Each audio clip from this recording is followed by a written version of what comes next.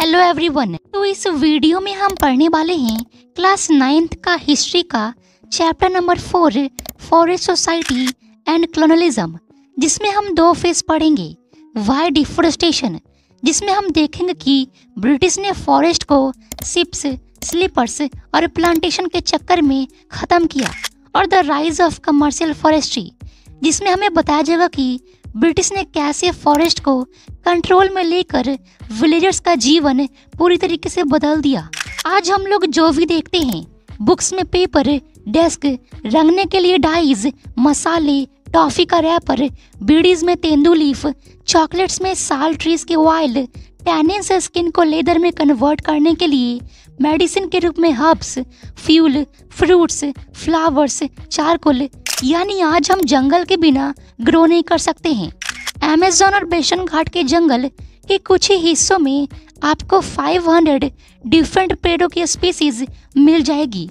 1700 से 1995 के बीच करीब 13.9 मिलियन स्क्वायर किलोमीटर, जो वर्ल्ड टोटल एरिया का 9.3% था, उसे काटा गया इंडस्ट्री, कल्टीवेशन, पेस्चर्स और फ्यूल के लिए। वाई डिफोरेस्टेशन, देखो तो पेड़ों का गायब होना यानी उसकी कटाई होना ही डिफोरेस्टेशन कहलाती है।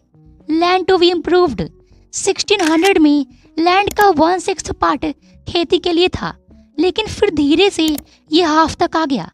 ऐसा इसलिए क्योंकि पॉपुलेशन तेजी से बढ़ने लगी और इसी के लिए उन्होंने पेड़ों की कटाई की। इसी में ब्रिटिश ने कमर्शियल क्रॉप्स को इंट्रोड्यूस किया। ये ऐसे क्रॉप्स होते हैं जिन्हें प्रॉफिट के लिए बड़े पैमाने पर उगाया जाता है, जैसे जूट, शुगर, व्हीट या कॉटन। इसके पीछे मेनली दो रीजंस थे। पहला, यूरोप में ग्रोइंग अर्बन पॉपुलेशन के बीच फूड ग्रेन्स का डिमांड था, साथ ही साथ इंडस्ट्रीज के रॉ मटेरियल्स में। दूसरा, वे फॉरेस्ट को अनप्रोडक्टिव मानते थे, इसलिए उन्होंने प्रॉफिट के चक्कर में 1880 से 1920 के बीच 6.7 मिलियन हेक्टर्स जंगल काट दिए। Sleepers on the tracks, 19th century में अचानक इंग्लैंड में ओक फॉरेस्ट खत्म होने लगी, जिससे रॉयल नेवी के लिए शिप बनती थी। अब प्रॉब्लम ये थी कि शिप के लिए स्ट्रॉन्ग और ड्यूरेबल टिम्बर कहाँ से आए, जिसके लिए उन्होंने 8020s में सर्च पार्टीज इंडिया में ओक ट्रीज को सर्च करने के लिए भेजा, और फिर यहाँ से बड़े पैमाने पर ओक ट्रीज काटे गए। इसके अलावा 8050s में रेलवेज का एक्सपेंशन हुआ, जिससे पेड़ों की कटाई आगे बढ़ने लगी, इंजन के फ्यूल के लिए। और दूसरा, स्लीपर्स में, स्लीपर्स वुडन प्लैंक्स होते हैं जिसको रेलवे ट्रैक्स को होल्ड करने में यूज होता है। 1890 में ये ट्रैक्स 25,500 किलोमीटर और फिर 1946 में 7,65,000 लंबे हो गए। अकेले सिर्फ मद्रास प्रेसिडेंसी में 35,000 पेड़ काटे गए। प्लांटेशंस, ब्रिटिश ने जंगलों को प्लांटेशंस के लिए भी काटा, जिसमें वो लोग टी, कॉफी और रबर की खेती लार्ज एक्सटेंट पर करते थे। ब्रिटिश गवर्नमेंट जंगलों को लेकर प्लांटर्स को कॉन्ट्रैक्ट देती थी। The rise of commercial forestry, अब जंगलों की धुआंधार कटाई चल रही है। इधर ब्रिटिश जहाज और स्लीपर्स बना रही है, उधर लोकल पीपल अपने डेली एक्टिविटीज के लिए पेड़ काट रहे हैं।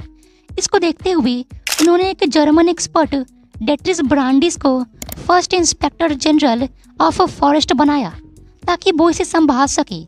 उसने बताया कि फॉरेस्ट को मैनेज करने के लिए लोगों को फॉरेस्ट कंजर्वेशन के बारे में बताना होगा। पेड़ों को काटने के लिए कुछ रूल्स होने चाहिए, और जो इन रूल्स को तोड़ेगा उसे पनिश किया जाएगा। पेड़ों की कटाई और ग्रेजिंग को बंद किया गया, इसीलिए 1864 में इंडियन फॉरेस्ट सर्विस और 1865 में इंडियन फॉरेस्ट एक्ट लाया गया। 1906 में देहरादून में imperial forest research institute setup हुआ। इन सब के अलावा साइंटिफिक फॉरेस्ट्री को इंट्रोड्यूस किया गया, जिसमें डिफरेंट स्पीसीज के ट्रीज को काटकर उसके जगह एक टाइप के ट्रीज सीधी लाइन में लगाए जाते हैं, जिसको प्लांटेशन कहा गया। कई इकोलॉजिस्ट ने इसे साइंटिफिक नहीं कहा। क्या आप बता सकते हो ऐसा क्यों? फॉरेस्ट ऑफिसर्स हायर होते थे जो फॉरेस्ट एरिया को एस्टिमेट करके प्लान बनाते थे। वो प्लान करते थे कि कितने पेड़ हर साल काट कर लगाने हैं, ताकि उसे फिर कुछ साल बाद काटा जाए। फॉरेस्ट एक्ट को फिर 1878 और 1927 में अमेंड किया गया, जिसमें फॉरेस्ट को रिजर्व्ड, प्रोटेक्टेड और विलेज फॉरेस्ट में बांटा गया। रिजर्व्ड में बेस्ट क्वालिटी के जंगल थे। विलेजर्स सिर्फ प्रोटेक्टेड और विलेज फॉरेस्ट से वुड ले सकते थे। How were the lives of people affected? अगर किसी को परेशानी उठानी पड़ी तो ये विलेजर्स ही थे, क्योंकि इनका जीवन जंगलों पर ही निर्भर था। फसल हार्वेस्ट होने से पहले पेट भरने के लिए रूट्स, लीव्स, फ्रूट्स, ट्यूबर्स खाते थे।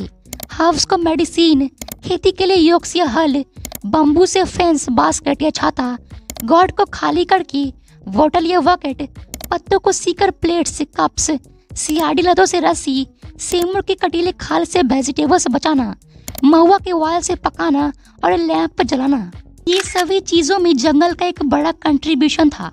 लेकिन फॉरेस्ट एक्ट आने के बाद उनके लिए पेड़ काटना, कैटल चराना, फ्रूट्स लेना, शिकार करना और मछली पकड़ना बैन कर दिया गया था, जिससे विलेजर्स अब जंगलों से वुड चुराने लगे और अगर वो पकड़े जाते तो उन्हें फॉरेस्ट गार्ड्स को घूस के रूप में खाना या लकड़ी देना पड़ता। वुमेन जो रोज भोजन पकाने के लिए फील्ड कलेक्ट करती थी, वो सबसे ज्यादा वरीड थी। How did the forest rules affect cultivation? Forest rule आने से लोग अब शिफ्टिंग कल्टीवेशन या स्वीडन एग्रीकल्चर नहीं कर पा रहे थे। असल में विलेजर्स जंगल के कोई हिस्से को काट कर जलाते थे। फर्स्ट रेन के बाद राख में बीज बोकर अक्टूबर-नवंबर में हार्वेस्ट करते। ये 2 सालों तक करने के बाद 12 से 18 साल उसे छोड़ देते। इसको पूरे वर्ल्ड में अलग अलग नाम से जाना जाता है, जैसे साउथ ईस्ट एशिया में लैडिंग, सेंट्रल अमेरिका में मिल्पा, अफ्रीका में चितमेनिया टैवी और श्रीलंका में चेना। इंडिया में इसे धया, पेंडा, बेबाड़, नेवाड़, झूम, पोड़ू, खंडड़ या कुमरी कहते हैं। सेंट्रल इंडिया और अफ्रीका में मिलेट्स, ब्राजील में मैनियॉक और लैटिन अमेरिका में मेज और बीन्स प्लांट होते हैं। ब्रिटिश गवर्नमेंट ने इसे बैन 3 कारणों के लिए किया। पहला, इससे वो रेलवे टिम्बर ग्रो नहीं कर पा रहे थे। दूसरा, आग लगाने के कारण आसपास के वैल्यूएबल ट्री भी जल सकते थे। तीसरा, टैक्स कलेक्ट करने में मुश्किलें थी, क्योंकि वे कुछ ही सालों में होम चेंज करते थे। बैन होने के कारण कई कम्युनिटीज ने अपने घर या ऑक्यूपेशन चेंज कर लिया और कुछ ने रेबेलियन कर दिया, जिसको नेक्स्ट फेज में पढ़ेंगे। Who could Hunt? पहले विलेजर्स पेट भरने के लिए हिरन, तीतर, छोटे जानवर खाते थे, लेकिन अब पोचिंग बैन था, लेकिन सिर्फ विलेजर्स के लिए। ब्रिटिश तो मुगल्स की तरह हंटिंग को अपना शौक बना बैठे थे। उनका मानना था कि बड़े पैमाने पर हंटिंग करके वो वाइल्ड, प्रिमिटिव और सैवेज सोसाइटी को सिविलाइज कर रहे थे। 1875 से 1925 के बीच 80,000 टाइगर्स, 1,50,000 तेंदुए और 2 लाख भेड़िए मारे गए।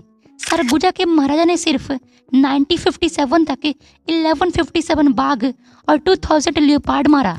बाद में इन्वायरमेंटलिस्ट ने इसे कंजर्व करने की बात कही। New trades, new employment and new services. Britishers का पूरा कंट्रोल फॉरेस्ट पर देखकर विलेजर्स को ट्रेड की ओर जाना पड़ा, जिससे न्यू एम्प्लॉयमेंट का जन्म हुआ। ब्राजीलियन अमेज़न के मुंडुरुकु ट्राइब, जिन्होंने रबर का डिमांड देखकर लैटेक्स कलेक्ट करके ट्रेड करने लगे। इंडिया में मेडिवल पीरियड से ही आदिवासी कम्युनिटी एलिफेंट के साथ skins, horns, silk cocoons, ivory, bamboo, मसाले, ग्रास, गम, रेसिन्स का ट्रेड करते थे। वैसे कम्युनिटीज को क्रिमिनल ट्राइब्स कहा गया, जो ग्रेजिंग या हंटिंग करते थे।